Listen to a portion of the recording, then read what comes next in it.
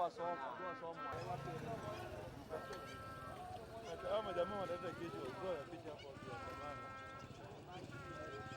Last time nilikuwa na picha wakanifukuza kabisa.